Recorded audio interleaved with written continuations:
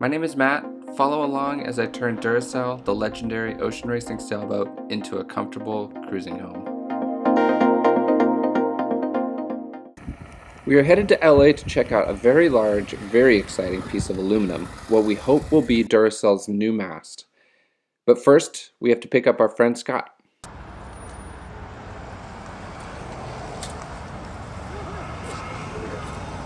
Ready for LA? Let's go.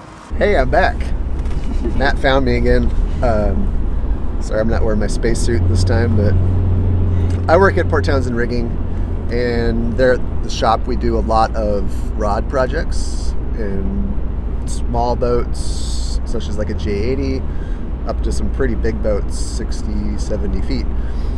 And so with that, pretty familiar with all the little bits and pieces that are on this rig down in Southern California, and offered to come along and help kind of sort out the parts and get it all into bits and pieces, and then bring it back up here to Washington. I made this quiche for us to enjoy on our big adventure. You hungry? I'm starving.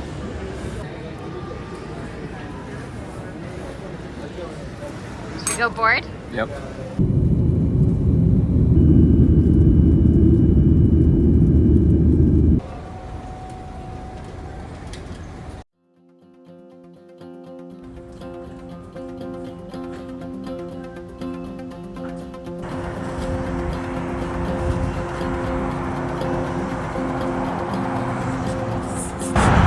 Four-wheel drive.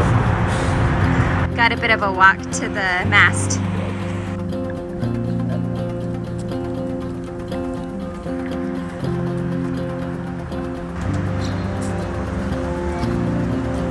Parts.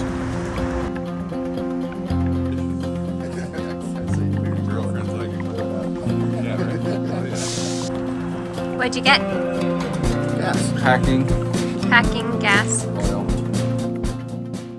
The reason we're in LA to see and hopefully purchase a mast is that Duracell's original mast is on the bottom of the Pacific Ocean. The story goes that John, who bought Duracell from Mike Plant, was at the start of his own solo circumnavigation in the early 1990s. Somewhere near the equator, south of Mexico, John was sleeping below when his radar malfunctioned. Duracell collided with a cargo ship. The mast got caught on the side of the ship and snapped in half. Half of the mast sank. John managed to motor back to Mexico, then made it to San Diego, where he trucked Duracell to his yard in Seattle. Well, this was a sad moment for Duracell and John. In one of those funny twists of fate, that mid-ocean collision set Duracell on its path towards us that eventually landed it in our yard some 25 years later. Can you see the mast?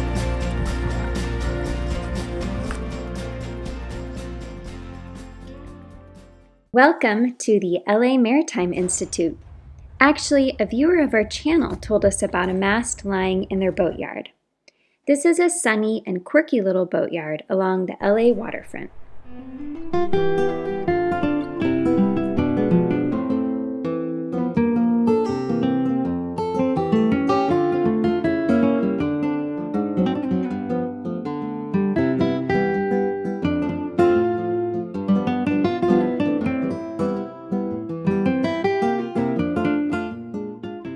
We'll meet the executive director and hear about the cool stuff they are doing here. But first, let's meet the mast.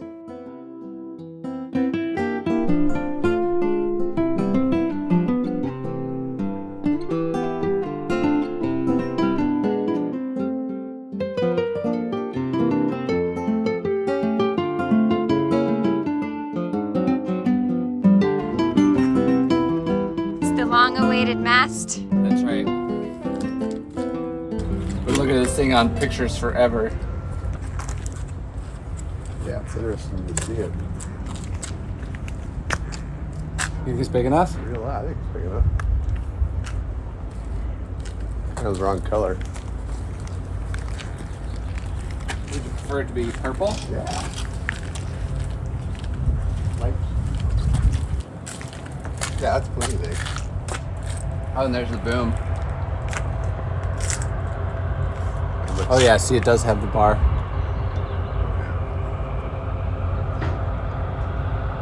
We're cutting the top off. Yeah. We're doing what now? Cutting the top of the mast off. Oh, no big deal. No big deal. What's your initial reaction? My initial reaction is, how did they get it in here? And how are we gonna get it out? Definitely a crane. Yikes.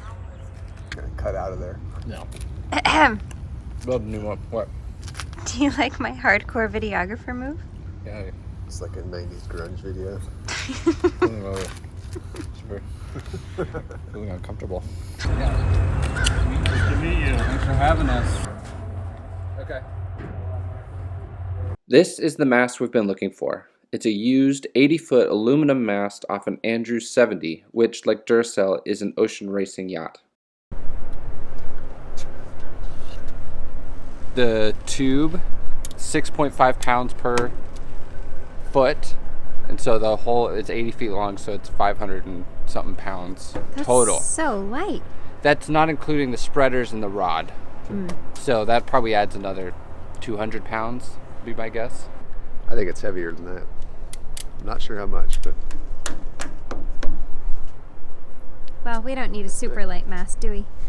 No. I think it's strong mast. We need a strong one. Okay, Scott, you're the doctor, I'm the nurse. Doctor? Here's your tool. Scalpel? One reason we like this mast is because it comes with all the expensive parts for discontinuous rod rigging, like these tip cups, which connect the rod ends at the spreaders. They have been well taken care of and came apart easily. Oh, hell yeah.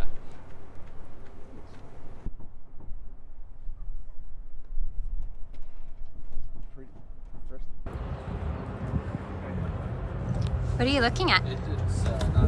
So these are the rod heads. This is what basically like keeps the rig tension on, and everything loads up against these spreader tips. Yeah. And I'm just looking at the condition of the ends.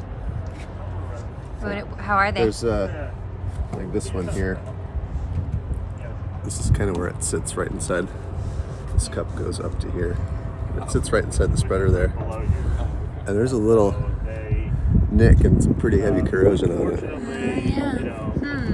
So it'd be interesting to Scotch Brite that and do more of an inspection and see the age of it and the shape that it's in. Yeah. So this is like, the rods are a really important structural part of the This goes mast. up there. Yeah. It lasts a really long time, but just like everything else, eventually they need to be replaced too. Our initial inspections of the rods were good, not many glaring problems. Once we get them back to Port Townsend, we'll be able to do a more thorough inspection. We spent several hours going over the entire mast, looking for problems and different features. This mainsail track slides into an integrated track that's already on the mast. Track plastic.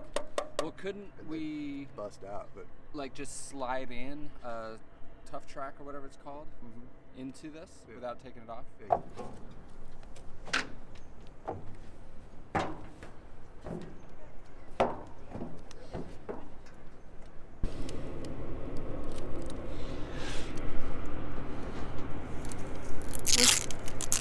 What do you think, Matt? I'm so curious.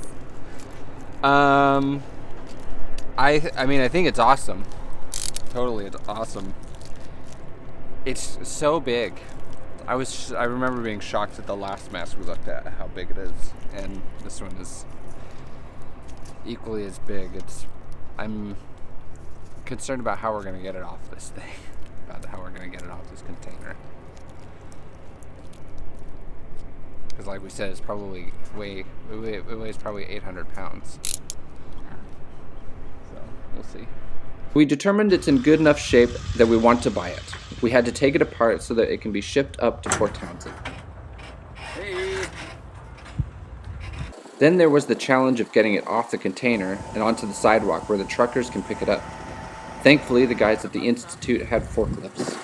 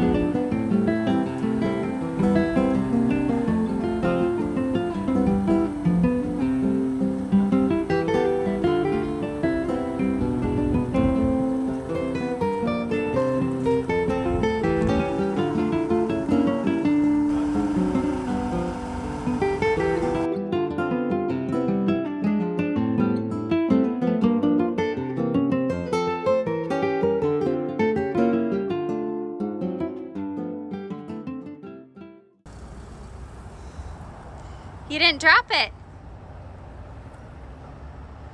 We know exactly what we're doing. Hello, my name's Captain Bruce Heyman, and I'm the Executive Director of Los Angeles Maritime Institute.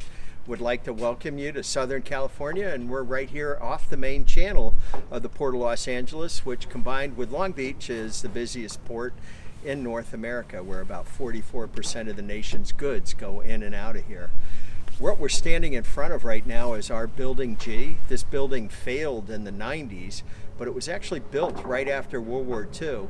And for most of its life, it served the commercial fishing fleet.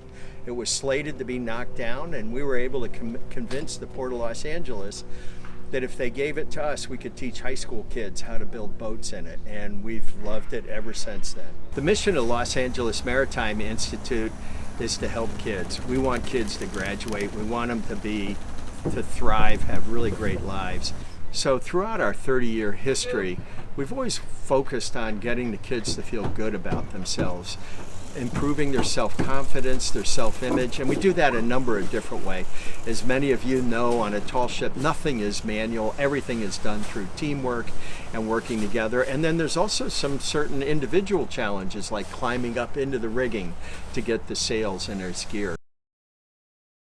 We also do a lot of STEM education, and so science, technology, engineering, and math. You can reaffirm what the kids are learning in school.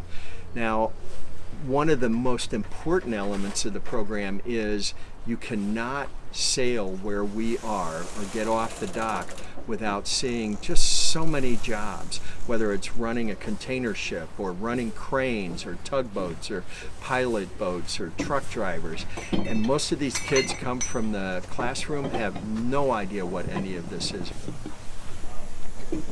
Welcome to the Tall Ship American Pride. This boat was made in New York City in 1941, so it's one of our two octogenarians. This boat has gotten reimagined several times. Back in the 70s, it went from a bottom dragger that fished in the Grand Banks, and now it's one of our most important vessels for serving students out of Long Beach. What we're doing right now is this had a very old diesel engine and a very large generator. What you see going on right here is a new John Deere that's being installed. Behind it is a new Northern Lights generator, and then we're taking the opportunity to make significant improvements in the tankage on this vessel, then the AC/DC systems. The Institute does all their own boat work with the help of about 100 active volunteers. We got the feeling that this place is a labor of love, and it sounds like they make a big difference in the lives of disadvantaged kids by teaching them sailing and boat building. At $5,000, we got a good deal on this mast, so if you're looking to give some money to a good cause, we know they'll make good use of it. We'll drop a link below the video. It was time to wrap up the mast with plastic wrap for its long journey north.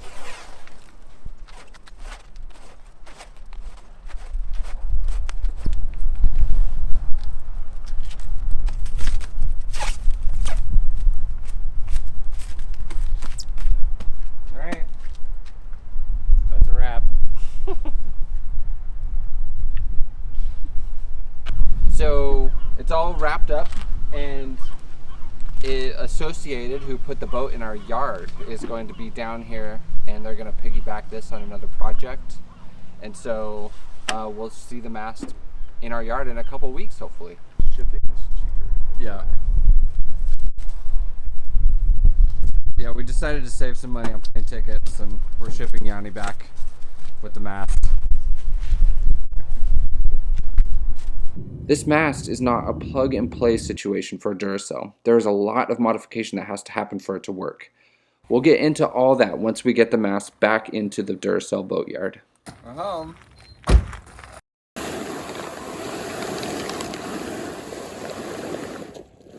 To pay for this mast, we're doing a fundraiser, and we're pretty excited about it.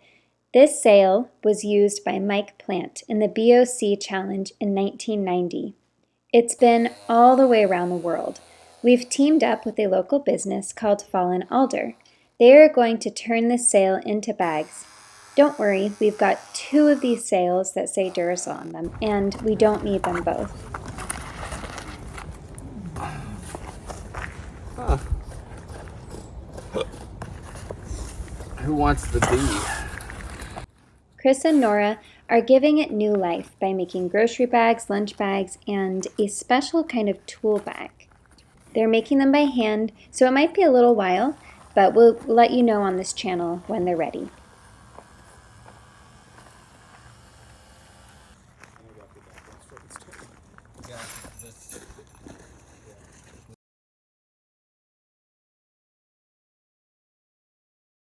So the mast was pointed out to us almost a year ago by Chet and Tom, and we'd like to extend a thank you to them for looking out for the mast for us. They are viewers of the channel, and we couldn't do this without people like you helping us out. And also thank you to our new Patreons, Daniel, who's in Tasmania. He's been a fisherman for 20 years, and now he's a trucker there in Tasmania, but he still loves spending time on the ocean. And also thank you to Ryan, who we haven't heard from.